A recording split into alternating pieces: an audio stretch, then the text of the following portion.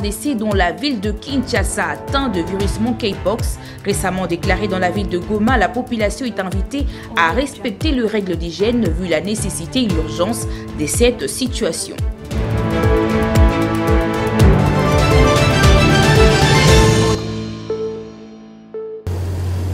Une fois de plus, bienvenue. D'entrée de jeu en plein séjour au Tchad, le chef de l'État Félix-Antoine Tshisekedi a inauguré ce mardi 25 juin une avenue rebaptisée en son nom à Djamena pour son rôle joué dans la résolution pacifique de la crise politique tchadienne. Les détails dans ses commentaires.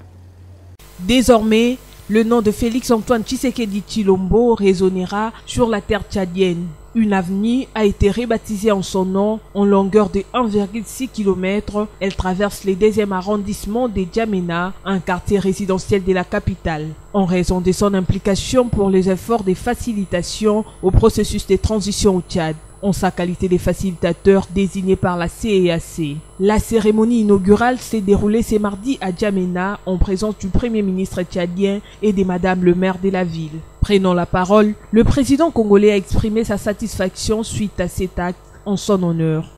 C'est un honneur grandiose qui m'a été fait ici. Pour la première fois de ma vie, on m'honore autant. Je dis merci à mon frère et homologue, le président Mahamat Idriss Déby, et à travers lui, à tout le peuple tchadien, qui restera à jamais dans mon cœur et dans mes souvenirs. Vraiment, grand merci et je glorifie le Dieu éternel pour avoir permis une telle circonstance. C'est un grand honneur. De leur vivant, on n'a jamais honoré beaucoup de chefs d'État de cette manière. Et c'est vraiment un grand moment pour moi et dans ma vie. Il suffit de signifier que, lors de son arrivée lundi soir à Djamena, Félix-Antoine Tshisekedi a été élevé à la dignité de Grand Croix dans l'ordre national du Tchad, la plus haute distinction honorifique du pays. Bien avant de s'envoler à l'étranger, le 11 gouverneurs et vice-gouverneurs de province nouvellement élus ont échangé avec le président de la République, Félix-Antoine Tshisekedi, à la Cité de l'Union africaine. Leur échange était essentiellement porté sur le bon fonctionnement de province et la bonne marche de tous les exécutifs dans le souci de travailler en faveur de la population. Après être élus et investis par ordonnance présidentielle, les gouverneurs et vice-gouverneurs ont été reçus le lundi dernier par le président de la République, Félix-Antoine Tshisekedi Tshilombo, à la Cité de l'Union africaine. Cette première rencontre est une occasion pour les nouveaux gouverneurs des provinces de présenter leur civilité au chef de l'État et de recevoir les orientations pour une bonne gestion de leur entité. Le doyen et porte-parole du gouverneur, Jacques Kabula Katoué, affirme la vision du président de la République, celle de voir et travailler avec des personnes de terrain et non dans les bureaux, et rassure sa mise en application. C'est la première fois que nous venons le voir, premièrement pour présenter les civilités en tant que gouverneur de province, mais plus pour avoir des instructions en ce qui concerne sa vision, en ce qui concerne le programme qu'il a, et nous en tant que ses représentants en province, et donc il était important que nous puissions être fixés. Et les instructions ont été données claires. Le chef de l'État voudrait voir des gouverneurs qui répondent à sa vision et des chefs de l'État qui est plutôt des gouverneurs qui sont sur terrain et dans des bureaux. Et donc nous allons appliquer cette instruction d'être proche de notre population afin de donner des solutions aux problèmes qui caractérisent notre société. Notons qu'il s'agit des 11 provinces représentées à cette réunion dont les gouverneurs et vice-gouverneurs sont dûment investis après leur élection. C'est par une photo de famille que s'est clôturé cet échange qui a connu la participation du vice-premier ministre, ministre de l'Intérieur, Jacquemain Chabani, et du directeur des cabinets du chef de l'État, Anthony Kinzo. Le président de la Chambre basse du Parlement, Vital Kamerhe, a accordé lundi dernier une audience à l'archevêque de Kananga et le député national Marcel Tshipele dans son cabinet de travail. Au centre de leur entretien, le problème lié au développement de base de cette province, notamment la construction de routes, la bonne distribution de fournitures d'eau et d'électricité.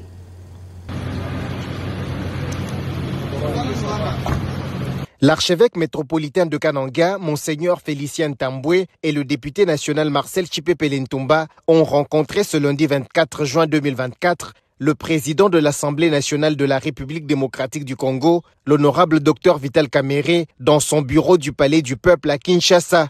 Au cours de cette rencontre, le métropolite a été présenté au speaker de l'Assemblée nationale et les discussions ont porté sur les problèmes affectant la province du Kasaï central. À l'issue de l'audience, le prélat catholique et l'honorable Chipepele ont quitté avec l'assurance du président de l'Assemblée nationale quant à l'inclusion des projets majeurs du Kasaï central dans le budget national à venir. Une grande victoire pour le député Marcel Chipepele, déterminé à trouver des solutions pour les projets importants tels que la route Kananga-Kalambambouji, le barrage hydroélectrique des Chutes Mbombo et la voirie urbaine de Kananga. Pour sa part, Monseigneur Félicien Tamboué a promis l'accompagnement de l'Église au gouverneur du Kasaï central et plus largement au président de la République, Félix Antoine Tshisekedi Tshilombo, dont la vision est orientée vers le bien-être de la population congolaise. Parlons du désengagement de la MONUSCO au Sud Kivu. La première ministre Judith Suminwa Tuluka a présidé ce mardi 25 juin la cérémonie officielle de fermeture du bureau de la MONUSCO en présence de la chef de la mission onusienne en République démocratique du Congo, Bintou Keïta, et autres personnalités congolaises et de Nations Unies. Le désengagement de la mission onusienne en République démocratique du Congo au cœur de la cérémonie officielle de la fermeture de l'ONU dans la province du Sud Kivu ce mardi 25 juin. Accompagnant la première ministre dans cette province, le vice-premier ministre, ministre de l'Intérieur, Jacquemain Chabani, a signé au nom du gouvernement congolais les rapports conjoints sur le désengagement de la MONUSCO au Sud Kivu. Cette signature donne lieu à la MONUSCO de fermer officiellement ses bureaux dans cette province qui s'est déroulée en présence de Judith Suminwa Tuluka, chef du gouvernement de la République démocratique du Congo. Notons que cette visite officielle du chef du gouvernement est la première depuis sa nomination à la tête de l'exécutif national. Arrivé dans l'avant-midi de ce même mardi, Judith Suminwa a été accueillie par les autorités de la province et de l'Organisation des Nations Unies, ainsi que de quelques membres de son équipe gouvernementale. Signalons par ailleurs que 22 ans après, la MONUSCO quitte les sols congolais et se retrait et suite à la demande du gouvernement congolais. Poursuivons ces journaux par la situation sécuritaire de la province de la Chopo au centre d'un entretien entre le vice-premier ministre en charge de l'Intérieur, Jacquemain Chabani, et le caucus de députés nationaux de la dite province conduit par leur gouverneur, Paulin Léondongolia. Nous avons été reçus par son Excellence, Monsieur le vice-premier ministre en charge de l'Intérieur. Nous avons conféré essentiellement sur les questions sécuritaires. Comme vous le savez, la province de la Chopo est secouée par plusieurs poches d'insécurité, notamment dans la ville de Kisangani, dans les territoires de Bafouassende, de Basoko, d'Obundu, de Banalia, d'Opala, d'Isangi. C'est sur ces questions que nous avons parlé. Nous avons eu une oreille attentive de la part du vice-premier ministre qui nous a promis de trouver des solutions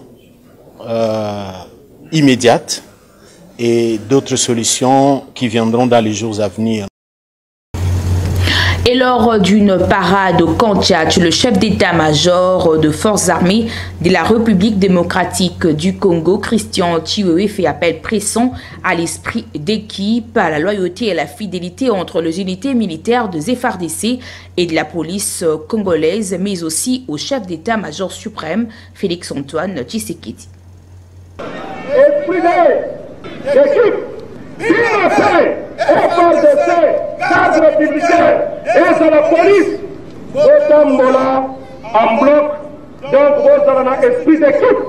Vous devez être fidèle, loyal, et pas le commandant suprême. Oyo aloba na bino bino bokende la police bino bokende na terre, bino bokende na force aérienne, bino bokende na PEM, yende mutu akwesa mibeko o wana. Bolingi koyoka lisusu te, banungu ngai nayoka na katana o wana. Okoyoka na ye te pona nini? Est-ce que oliaka na zungu na ye? Okoyoka na ye te pona nini? Yo zongo si na ye. Mais ce qui problème est ali. Mais bon, il y a encore pas de problème, moi, si j'ai des problèmes, j'appelle Nani, Général Blaise, Nabenga Kaye, Nabenga Kakulutu Nangai, commissaire général, Nabenga Kaye, Naye Monsieur Kulutu, dans le problème de Zaboy, Yaka Koyoba Nangai, mais respect mon général, Nayoki Makamborobito Kosa, Nalingi Pe, et le Corona, et Kosa Kati Nabino, Bomi Mona Telekona, Banguna, Oza Banguna Te, Oza Bana, ya papa se moko, ya mama se moko. Oyo komone la moninga, asate. Est-ce que tu restes une place au wana? Une collaboration parfaite. Lors de la tenue du forum sur la forêt tropicale à Oslo, mettant un accent particulier sur le rôle essentiel de peuples autochtones, de pygmées dans la préservation de forêts de l'RDC, la ministre d'État en charge de l'environnement et du développement durable, Eve Bazaïba, a rappelé l'approche du gouvernement de l'RDC au sujet de la préservation de son capital forestier pour faire bénéficier de communautés locales ses ressources et de moyens sécurisés pour financer de projets d'adaptation et d'atténuation. Dans notre approche gouvernementale, nous avons lié les besoins des questions environnementales à l'économie pour amener la population au développement durable. Vous savez que nos ressources naturelles, au moment où nous parlons, minute par minute, seconde par seconde, 24 sur 24, continuent à rendre service à l'humanité. C'est pourquoi nous parlons de la RDC, pays solution. Mais entre-temps, cette population qui vit dans la forêt et qui se nourrit de la forêt a besoin d'avoir les moyens de l'alternative pour son vécu quotidien. Et nous en appelons donc à tous les pays du monde qui considèrent que la RDC est réellement le pays solution et l'un des poumons du monde de protéger ces poumons du monde. Nous faisons face à la situation de lutte contre la pauvreté, je vous l'ai dit. Nous avons besoin de moyens sécurisés. Des moyens sécurisés qui nous permettent nous-mêmes à financer nos propres projets d'adaptation et nos propres projets d'atténuation. Lorsque je parle de moyens sécurisés, il s'agit de l'alternative à donner à ces forêts. Nous parlons essentiellement des marchés de crédit carbone qui doit être revu. Le prix de la tonne de carbone doit être revu à la hausse proportionnellement aux services rendus à l'humanité. Cela nous permettra donc de rendre service aussi à notre population locale. La deuxième chose, pendant que la RDC se bat pour protéger la nature, j'ai dit protéger la nature, c'est se protéger soi-même, il est demandé à la République démocratique du Congo de protéger son potentiel environnemental pour les besoins de l'humanité, mais nous faisons face à des agressions. Nous faisons face au terrorisme.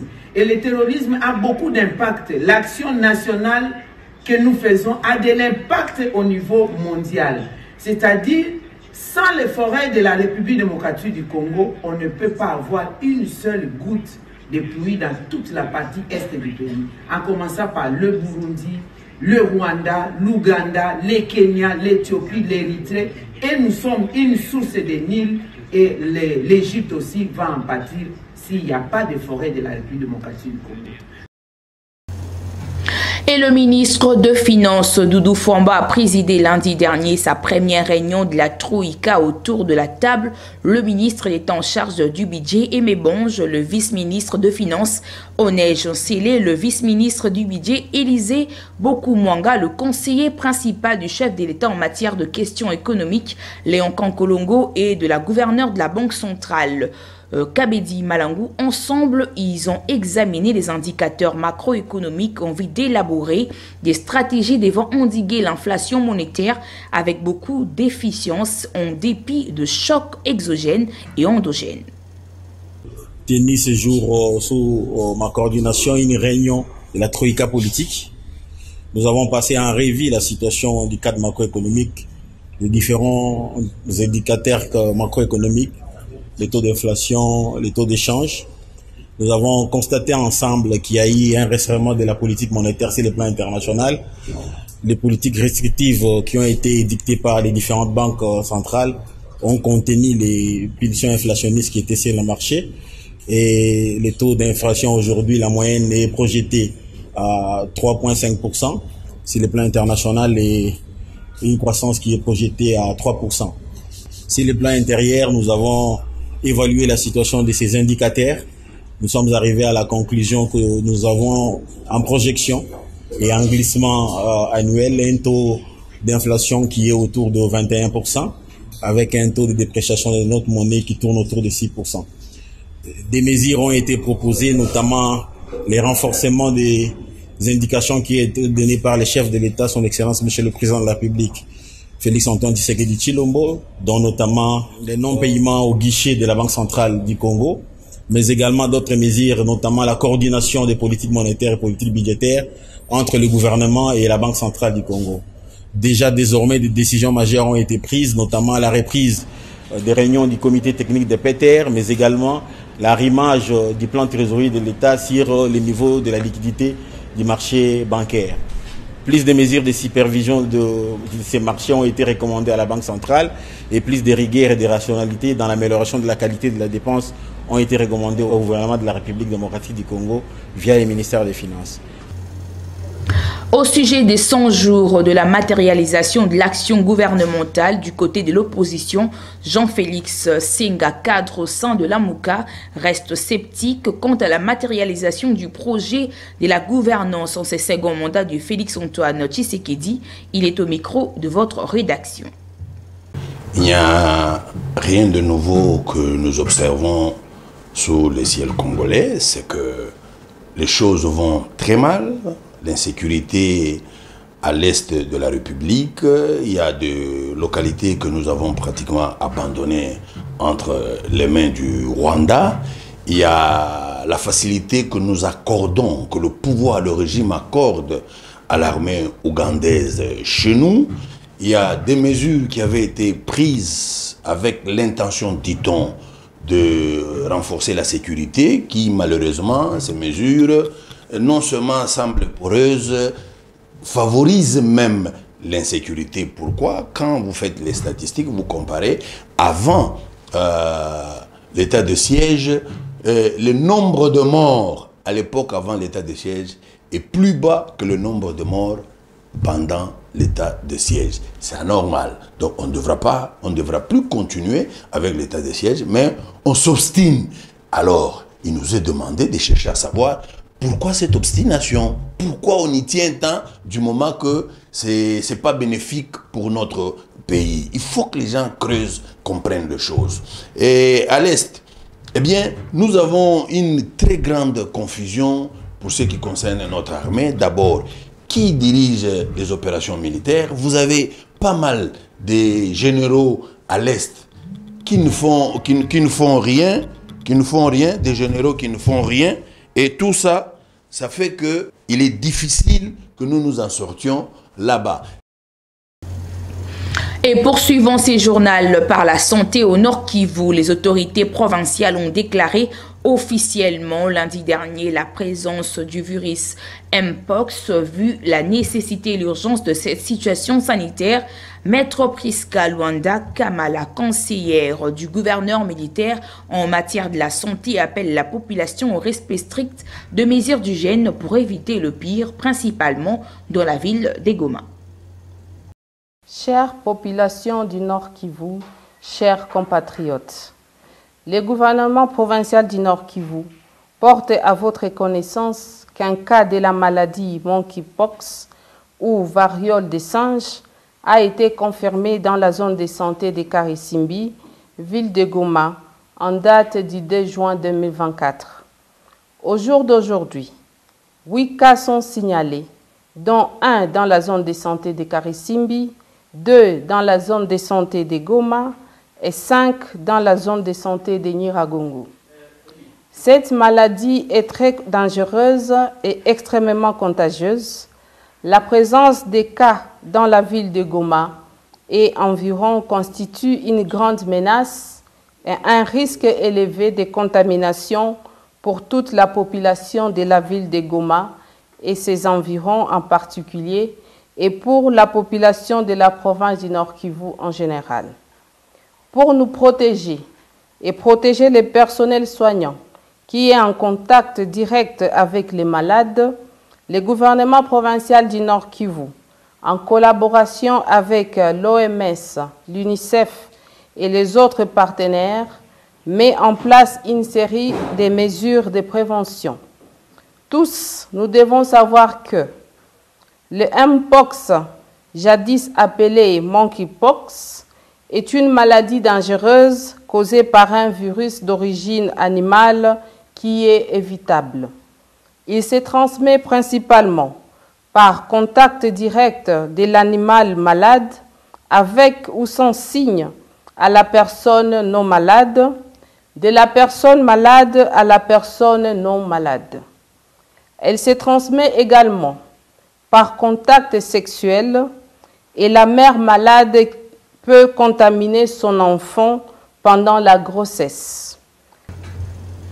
Parlons cette fois-ci de valeurs nutritives. Que savez-vous de maracuja?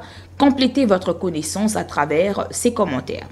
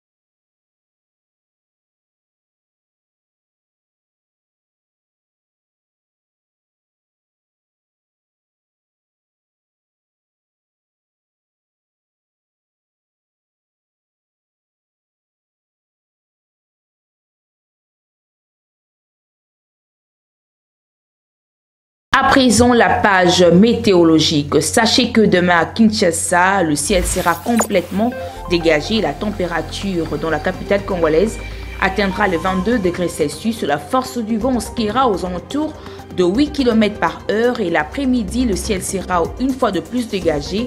La température sera de 34 degrés Celsius avec un ressenti plus chaud, soit 35 degrés Celsius. Et enfin, dans la soirée, les nuages seront absents. La température retombera vers 31 degrés Celsius avec un ressenti plus frais.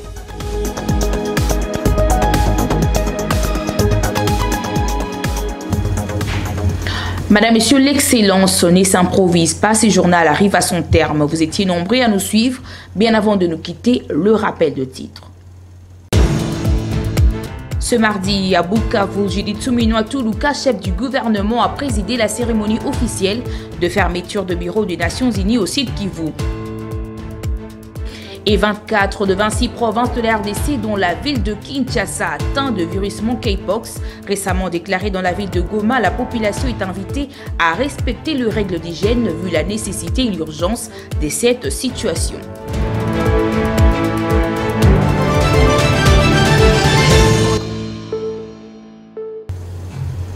Ce travail de titan est réalisé grâce au concours de la rédaction et de la technique. D'ici là, portez-vous bien. Au revoir.